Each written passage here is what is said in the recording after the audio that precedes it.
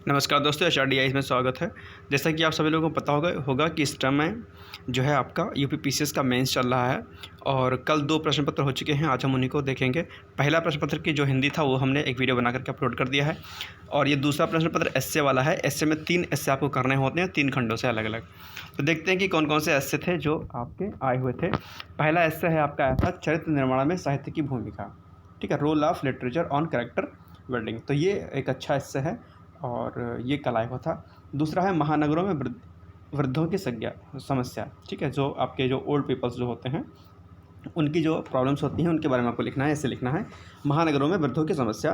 तीसरा ऐसे है, भारत के लिए G20 के नेतृत्व के निहितार्थ। तो ये तो चर्चा में ही था, इस पर तो प्रश्न बनना ही बनना था, ऐसे आना ही आना था। तो ये 3 ऐसे में से एक आपको लिखना है। पहला खंड हो गया। दूसरे खंड में देखते हैं कि कौन से प्रकार के ऐसे हुए थे। दूसरे खंड में जैसा कि आपको पता होगा कि साइंस एंड टेक वाला बेसिकली पोर्शन होता है ये। इसमें अंतरिक्ष विज्ञान और भारत के बारे में पूछा था। कृषि क्षेत्र में नई संभावनाएं, इस पर ऐसे पूछा है। और भूमंडलीकरण और कुटीर उद्योग यानी कि ग्लोबलाइजेशन एंड कॉटेज इंडस्ट्री, ये आपको जो है क्या कहते हैं लिखना है। और क्या कहते हैं दूसरा वाला, कृषि क्षेत्र में नई संभावनाएं यानी कि एग्रीकल्चर फील्ड में जो है एग्रीकल्चर सेक्टर में क्या क्या न्यू पॉसिबिलिटीज़ हैं, ये आपको लिखना है। ठीक है, ये आपको पता होना चाहिए। तो इससे के बारे में ही लिखना है। तीसरे खंड की अगर बात करें तो तीसरे खंड में जो है आया हुआ था, श्रीलंका में आए आर्थिक संकट का पूरे विश्व पर प्रभाव आपको बताना है। The effect of economic crisis in Sri Lanka on whole world. तो ये हो गया आपका। सेकंड जो है क्या है, पिघलते ग्लेशियरों का मनुष्य जाति के सामने संकट। मेल्टिंग ग्लेशियर्स, आपको पता होगा कि ग्लेशियर क्या हो रहे हैं, मेल्ट हो रहे हैं। तो melting glacier danger for human beings, यानी ह्यूमन बींग्स के लिए मेल्टिंग जो ग्लेशियर्स हैं वो किस तरीके से संकट पैदा कर रहे हैं, ये आपको लिखना है। तीसरा जो ऐसा था इस पर यह था, प्रधानमंत्री अन्नदाता आय संरक्षण अभियान। अब देखिए, मैं आपसे कहता रहता हूँ बार बार कि किस तरीके से प्रधानमंत्री की योजनाएं होती हैं वो बहुत महत्वपूर्ण होती हैं, उन पर भी ऐसे पूछा सकता है।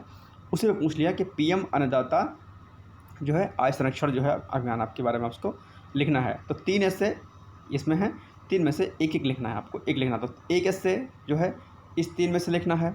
ठीक है, खंड कौन सा वाला, C वाला, यानी कि खंड का वाला।